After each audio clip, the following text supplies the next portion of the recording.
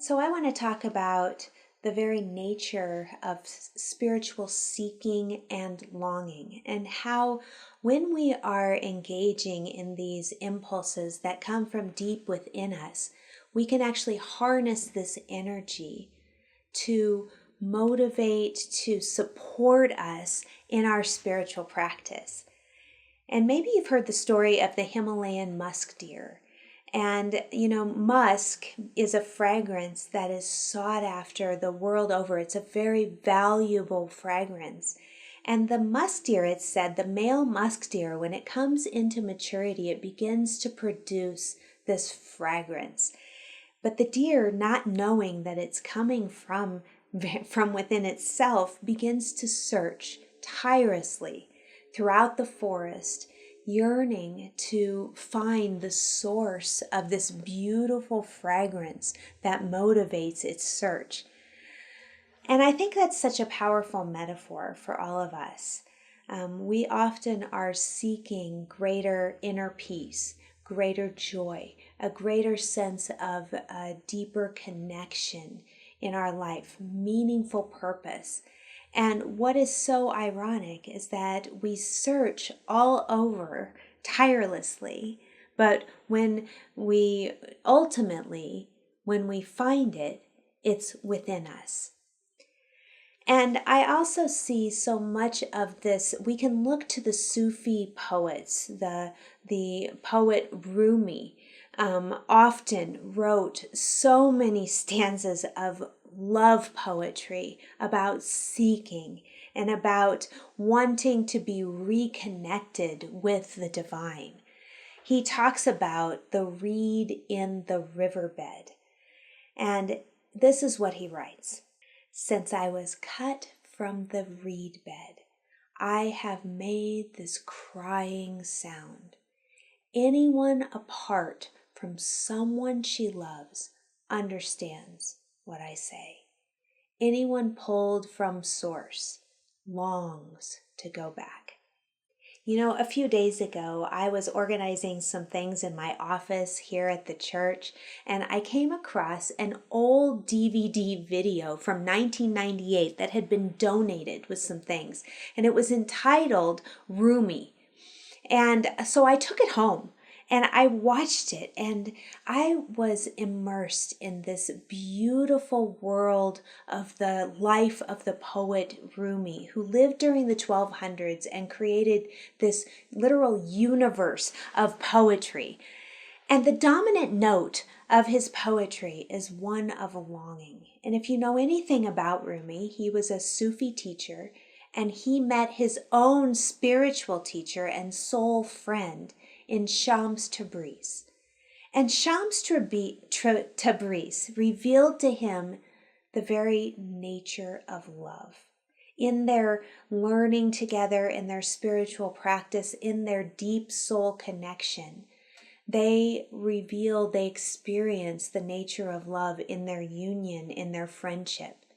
And the tragedy is that it's thought that Shams Tabriz was murdered by Rumi's jealous students.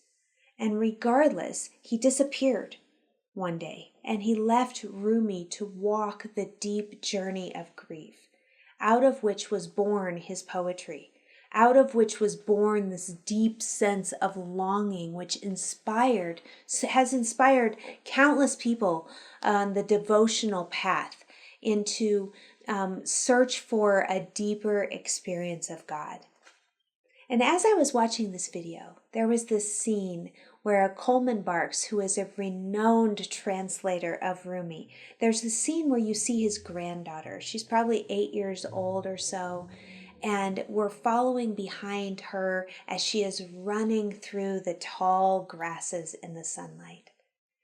And as she's running, there's such a sense of joy and abandonment, like just a freedom of such as it's emanating. And I was so captured by that sense as she was just running through the grasses and her arms are outstretched.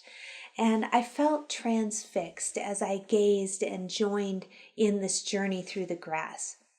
And what came up for me in that moment was a bit of longing, a bit of a sense of wanting to feel that sensation, of wanting to flow with my own soul's impulse, with abandonment of what is the social construct or the time constraints of work or anything else, but to just reach out and feel the grasses, to feel the sunlight on my face, and to have that sense of just communion with the divine.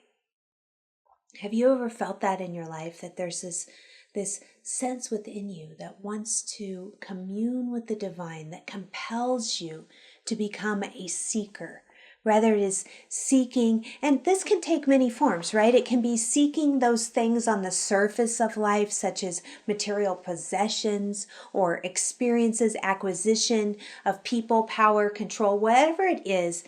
But that when you get past that, I know for myself, after I get past that surface level seeking, I can touch this deeper level, this need for a deeper sense of meaning, meaningful connection, a depth of spiritual experience, that sense that comes spontaneously when there's this sense of connecting with the divine.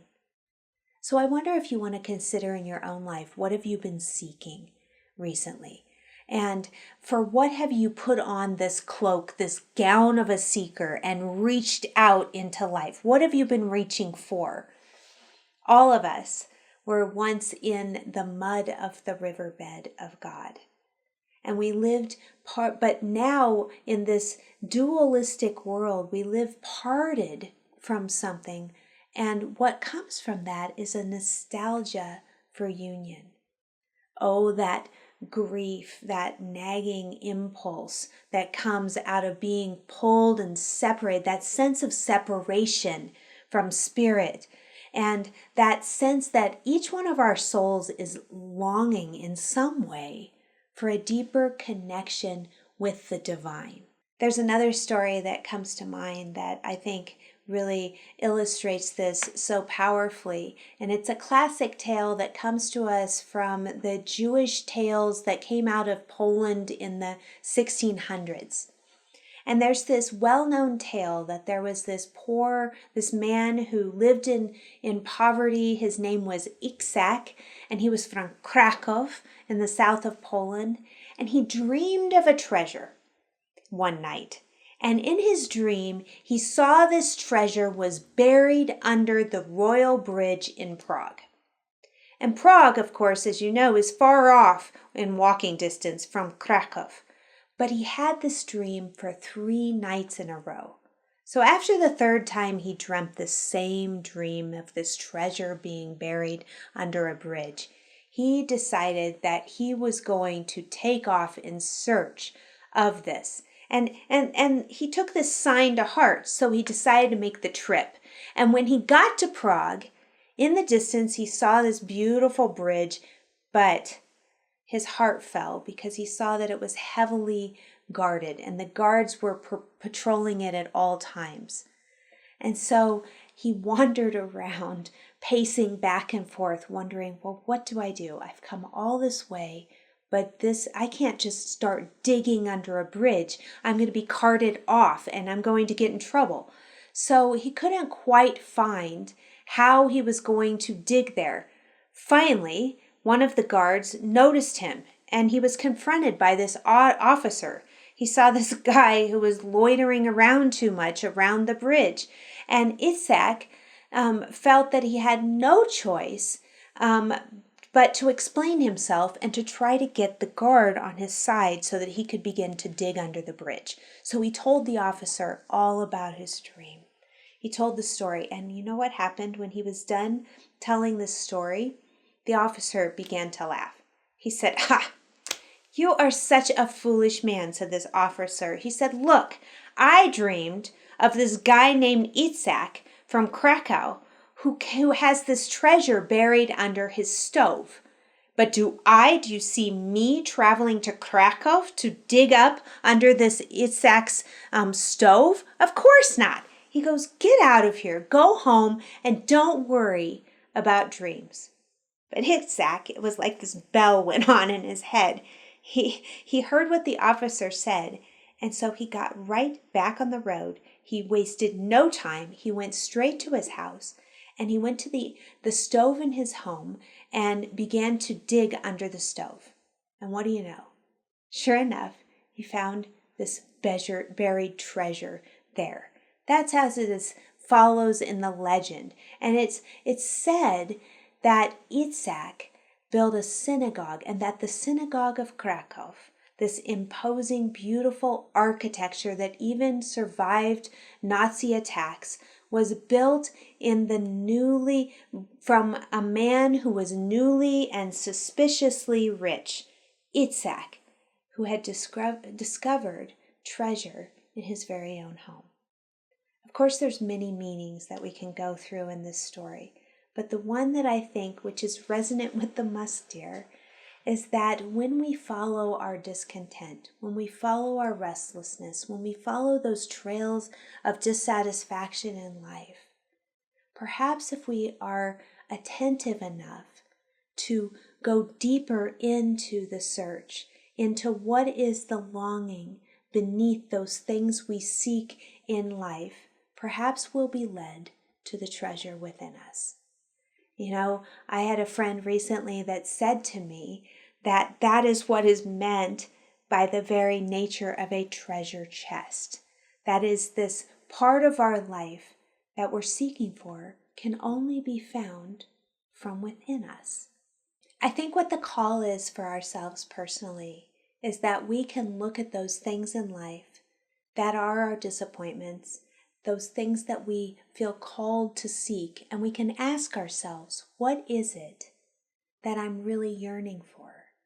And after you pause and ask yourself that question, perhaps you can use your very own spiritual practice to reach more deeply into a sense of connection with the divine. Rasuli is a prolific artist who was born in Iran, and he spent most of his life in California, and he has provided translations of Rumi's poetry.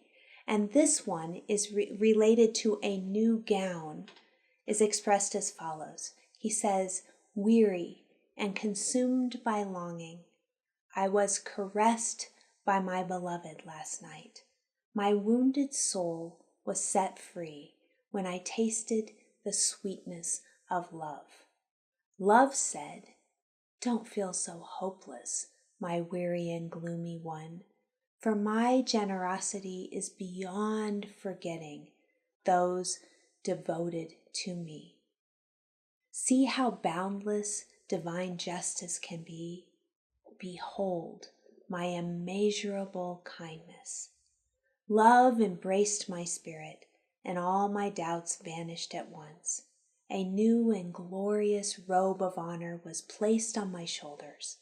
Love offered me the power of new vision and the transforming touch of divine generosity, and placed the chalice of eternal wine in my hand. I want to close this talk by inviting you to contemplate those lesser crowns, those lesser gowns that we've been wearing in life.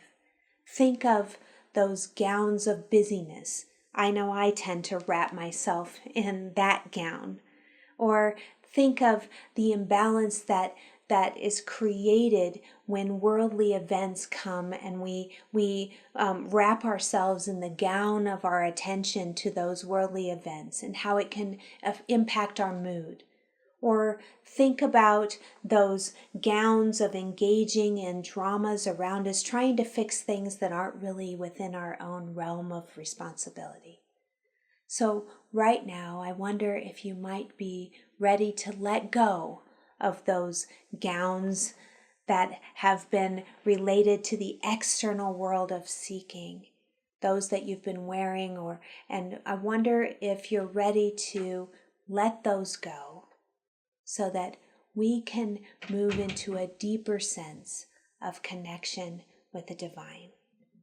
And so I'm going to move us into a time of prayer. where we can let go of those gowns and move into connection. And so right now in this moment, I invite you to go within, to allow your breath to draw you into this inner sanctuary of your heart. And within this inner sanctuary of heart, I absolutely feel and know that eternal presence of the divine. That is love, that is harmony, that is a deeper sense of peace, eternal peace. And I know as we turn our attention to the eternality of spirit that is found within all things, both seen and unseen, that we just open to that sense right now, that sense of God. And in this space, I feel and know that I am always connected. Always, always connected. Always in union, in communion with divine love. And I know that is true for you as well, for all of us, as we connect in that sense of the divine. And so I speak a word right now of knowing that we can release those lesser gowns of distraction, that we release those tendrils of fear, stress, perhaps dis-ease. We release and let go and allow spirit to move in through and to be that balm of connection right here.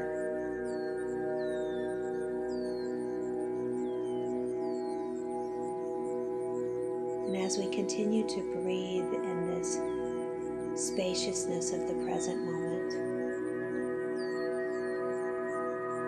I give thanks for this time of gathering together, to feel and to know that there is a power greater than us that is always at work in life. And when we still and when we calm, we can feel that connection here, releasing that seeking in the outer world, but allowing that sense of longing to draw us nearer into the divine, into a deeper sense of love. I say thank you, Spirit, for I know that this sense of connection is eternal, should we just open to feel it. It's with that sense of gratitude I release these words into the law, allowing the Father, Mother, God within to do the work. We let them be. And so